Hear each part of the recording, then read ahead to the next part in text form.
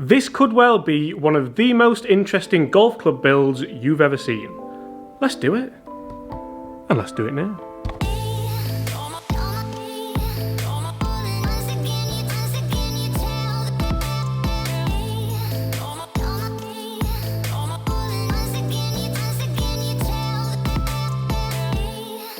Very rarely will you see me do a video in a workshop. And that's why.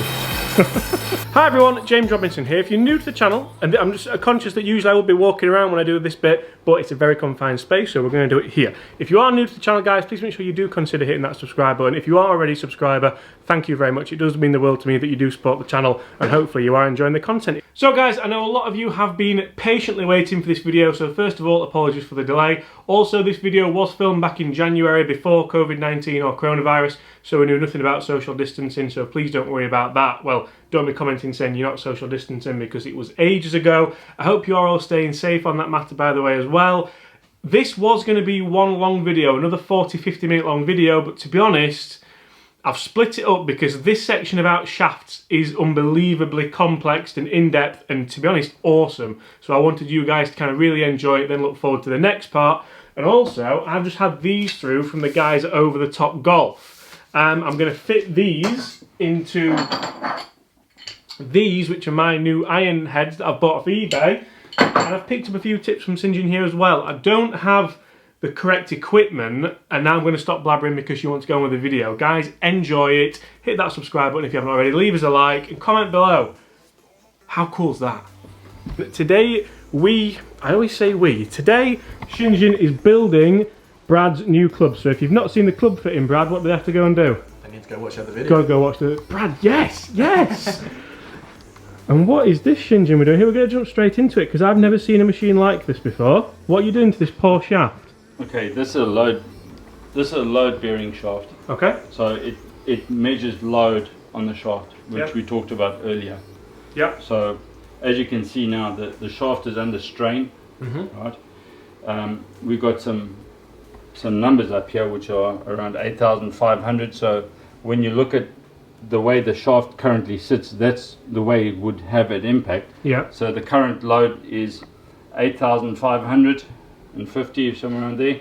And now we can rotate this, even though it's inside this machine. I can then now rotate it, and I can tell you right now, if you remember the 8,500, if we just keep on going, it's going. Watch. It's going to get less.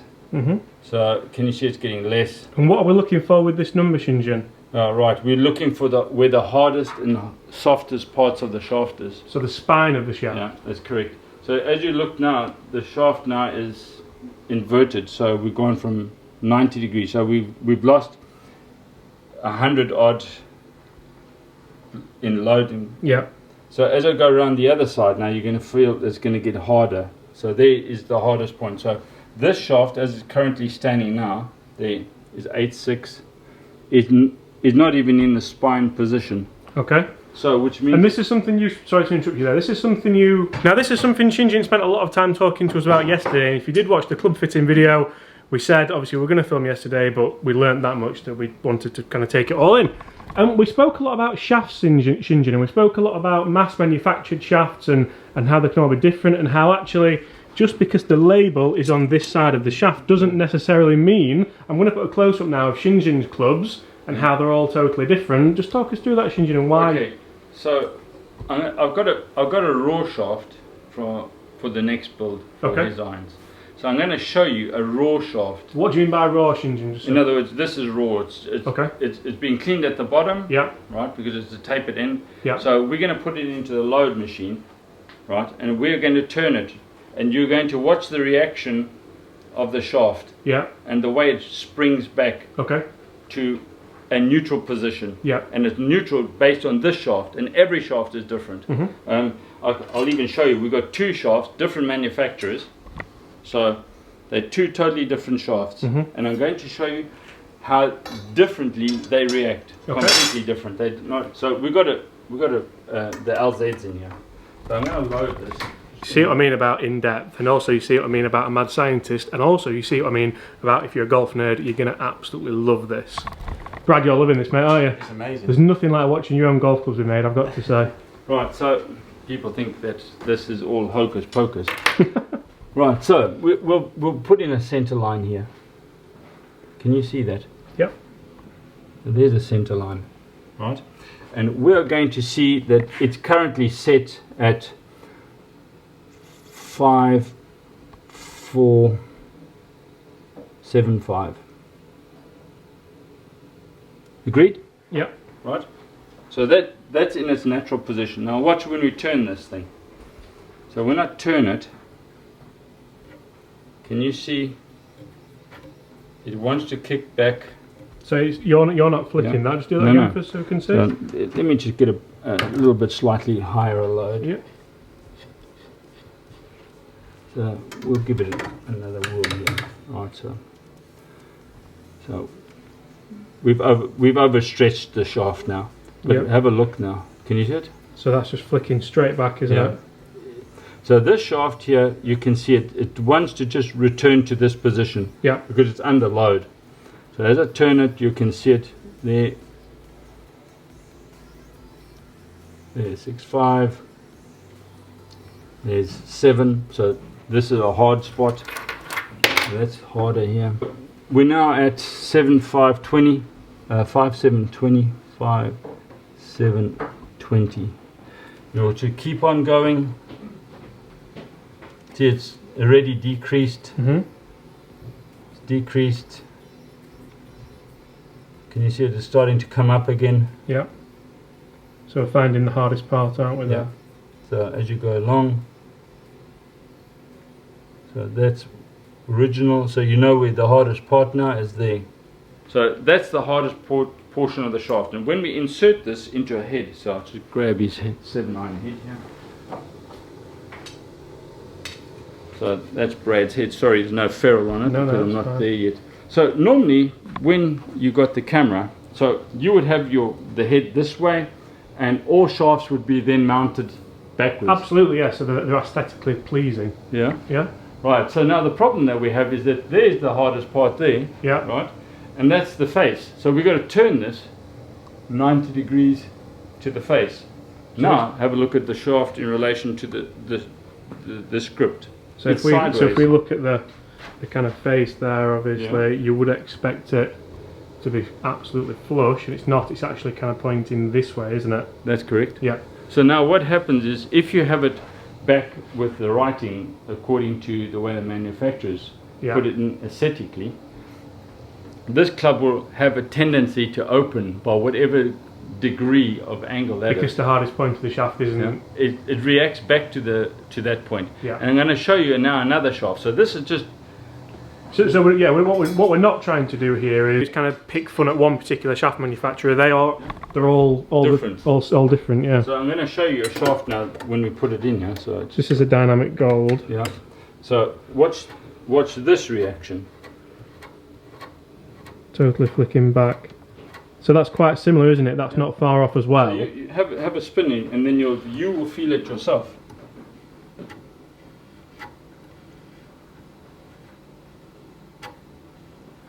It just goes back to that same point every time, doesn't it? That's it. So we would then mark this point. And is that where the spine of the shaft is then, Sinjin? Right on the top there? That's it. So this point here, then if I take another iron, just to show you where this would turn out. So it doesn't matter what, we just take an iron here, stick that in there. No, not really.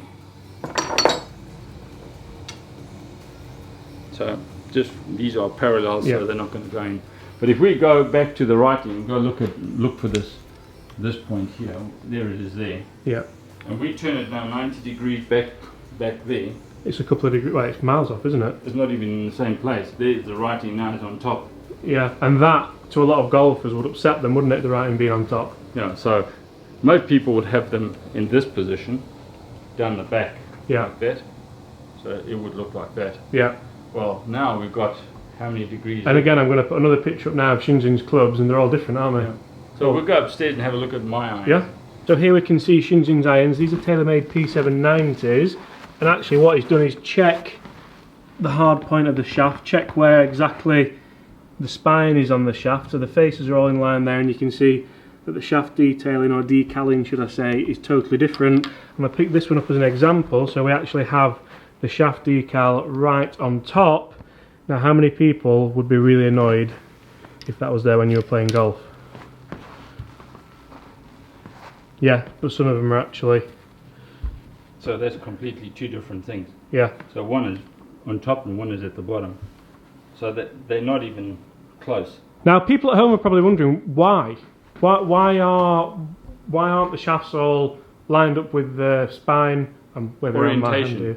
Yeah. Why aren't they all absolutely correct? Okay, so let's go back to the question of automotive industry, or the shafts are the same. They come out of their moldings, right? They're then crimped, and now they have to go for labeling. So now they're all on their way down the conveyor belt. There's no human that comes in contact with this shaft. Yeah. So they then heat shrink the labels on. So the machine doesn't know where the spine is. It has no orientation where the spine is. The quality control guys look at the quality of the galvanizing on the shaft, or if the matte finished, and that the labels are heat shrunk on correctly. You know, that they're not upside down, but they're not going to be checking to see the orientation between label and shaft. Yeah. Right? So that they can't control. I mean, this is a Japanese shaft, so you would expect the Japanese to be exceptionally accurate. Meticulous. Yeah. Yeah. No. And I guess that just comes down to something that's mass produced, doesn't it? Yeah, mass production doesn't mean to say Formula One style build. No. So, but if you come here, if you come out here to Germany, you'll understand why we do this sort of thing. And there is a large variation. Now I'm going to show you something which I don't normally do. I'm going to get a tour player to hit a club that is spined, that is not even the same as what was fitted. Yeah. And I'm going to show you something very interesting.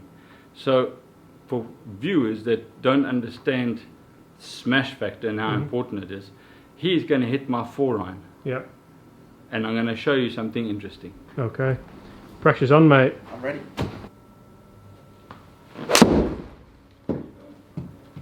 There you go. How's that? 148 smash factor, 227 carry, 240 total, and 3,500 spin with a 4-iron. See the difference? Yeah. Yeah. So I used to be a tour player in my day. Yeah. But we'll come to the samurai situation shortly. Yes. So I'll just hit one. I haven't had a swing this morning, so it'll be interesting to see what my first swing of the day looks like.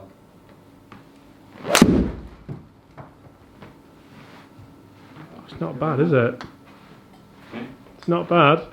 The first swing of the day. Old man.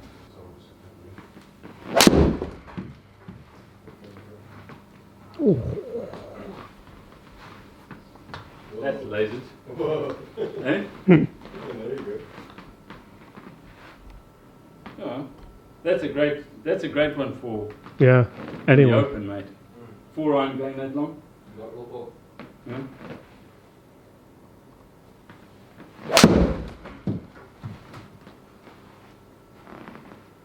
That's not bad for a 4-iron for a 52-year-old. And why is that, Sinjin? So the fact that the spine is aligned correctly, Yeah. not only is it allowing for better club face control because the shaft isn't trying to gear back towards where it should be, Yeah. but also what is it helping you load better because It loads much better. Yeah. So we're going to go to the samurai Yes. situation. Okay, so when one goes to buy a samurai sword, and you're not, I've never, but you know what? Funnily enough, it's not something I've done. well, when you go to Japan, Yeah. you're going to understand the properties of mass. Yeah. So we're going to go back to caveman days, however you want to see it, Yeah. where one just got a sword put into your hand. Yeah. And the problem is that they weren't, for the mass soldier, it wasn't balanced in any way. They just So Forged. he's walked into his local pro shop, bought a sword off the rack. yeah, and gone to marched battle. off to the driving range. Yeah. The problem is that you have to hit someone with it, Yeah. you know, or hit a golf ball if you classify this as being Yeah. a sword. So weight distribution throughout the shaft is crucial. Yeah.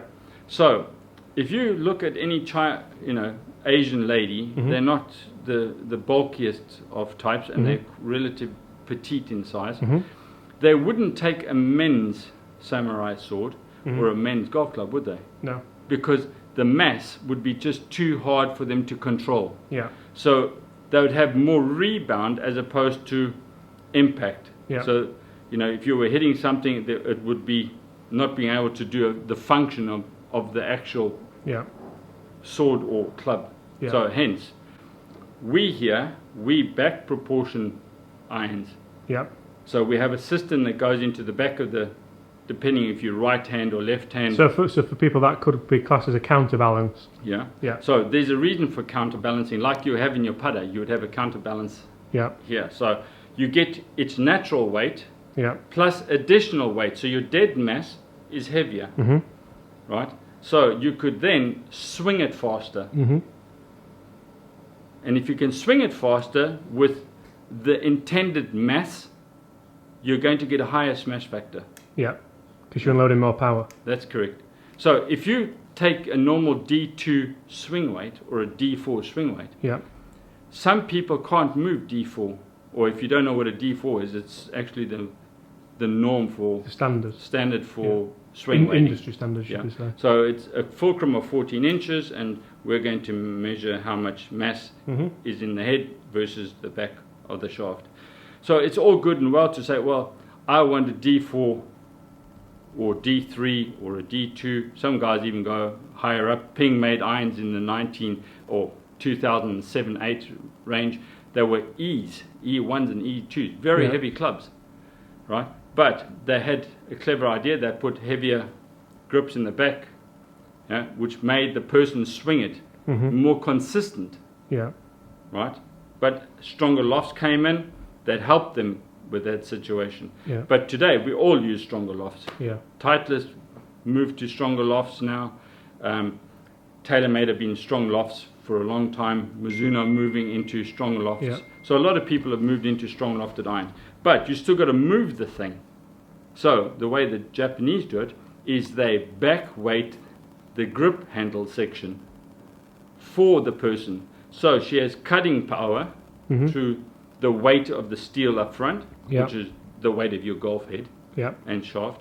But she can wield it easier because there's a back weight. So they've removed the weight here in the sense of swing weighting, and they've placed it in the grip side so you can move it more efficiently but still have... I think it's time we got back in the workshop and showed us exactly how we do that. No problem. Guys, there you have it. Thank you so much for watching that video on shafts. Is your shaft right for you? Have you had it tested? Have you had the spine tested? Hit those comments below and let me know, guys. Make sure you do stay tuned for more content from this exact fitting for Brad. It gets even better. It really does get better, and I can't wait to bring you the next video. Hope you've enjoyed it, guys. Thank you so much for watching. Hope you are all staying safe. Huge thanks to Sinjin and the boys. Fantastic venue if you do want to go and get fitted for some irons in Germany. I believe it's near Frankfurt, if I remember. Apart from that, guys, I really look forward to trying to fit these in my office at home. And apart from that, I'll see you tomorrow.